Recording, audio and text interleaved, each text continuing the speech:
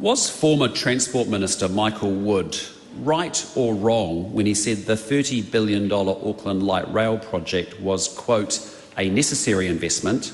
And why, after 6 years, can't the Prime Minister commit to a route or any other details? Mr Speaker, work is underway on planning, whether it should go over the ground or under the ground. Why, after 6 years of Let's Get Wellington moving, failing to deliver a single transport project, is he still not even sure if it's going ahead or not? Mr Speaker, I reject the member's characterisation of my comments. Was Carmel Sepuloni right or wrong when she said about crime in Auckland, quote, I wouldn't say it's that bad at all, quote? Mr Speaker, if he wants us to start partially quoting him, we could have a lot of fun with that. Was Police Minister Ginny Anderson right or wrong when she said New Zealanders feel safer when violent crime is up 33% and there are 2 ram raids in New Zealand every day? Mr Speaker, the member is deliberately taking the member's quote out of context. Was Grant Robertson right or wrong when he said that taking GST off food would mostly benefit supermarkets? Mr Speaker, that's a question that you might want to ask him.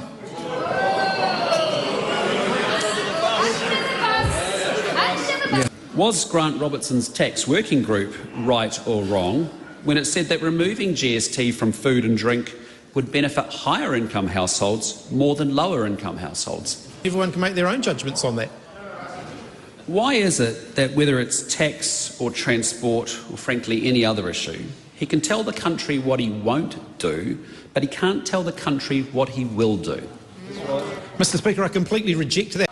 Does he stand by his statement that, quote, we don't have a money tree in the backyard that means we can continue to indefinitely increase government spending, end quote? And if that's the case, how does he explain the last 6 budgets where his government has increased expenditure by 70% for no measurable outcome improvements? Well, Mr Speaker, yes, I do stand by my comments in the first part of that question, and I utterly reject the second. Lived in a cave.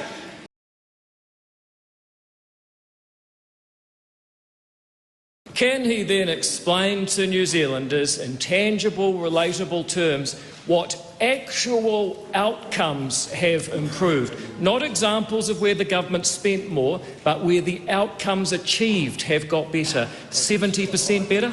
Oh, Mr Speaker, in fact I could go on and on about it, but I'll give the member a few just to get him started. How about an economy that's grown 6.7% under this government? How about the 12,000 additional public homes that have been put in place under this government? Supplementary. Does the Prime Minister understand that he just explained the economy grew at a smidgen over 1% a year and he built 2,000 houses a year for 6 years in return for a 70% increase in public expenditure? Is that what this government calls success, and is that what they're taking into the election? Mr Speaker, of course the population has grown and incomes have grown during that time as well. Supplementary. Is the Prime Minister now claiming that the population has grown because government expenditure's increased, or is he really saying that he'd like to hide from the fact that after inflation and after population growth, the amount spent in real terms per capita is up 28% and he's got nothing tangible to show for it? No. Was Treasury right that inflation has pushed tens of thousands of Kiwis into higher tax brackets over the last 6 years? And if so, will he adjust tax brackets for inflation to let Kiwis keep more of what they earn? Mr Speaker, yes, in answer to the first part of the question. I've been very clear that I don't think now is the right time for tax cuts. Isn't it a vote of no confidence in his tax policies that as Minister of Revenue was so disillusioned he resigned his portfolio instead of just serving until the election? Mr Speaker, I know full well from the conversations I've had with him, David Parker is enjoying the transport portfolio, is going to get his teeth into that, and I'm looking forward to working with him on it. Was Was David Parker right to say that his position as Revenue Minister was, quote, untenable due to the government's disagreement over tax policy? And if not, why not? David Parker indicated that he wanted to move on from the revenue portfolio. I was doing a reshuffle and I indicated I was happy to accommodate that. What is the Prime Minister's best explanation for losing 4 ministers overboard in just 7 months? Mr. Speaker, each and every one of those cases is different.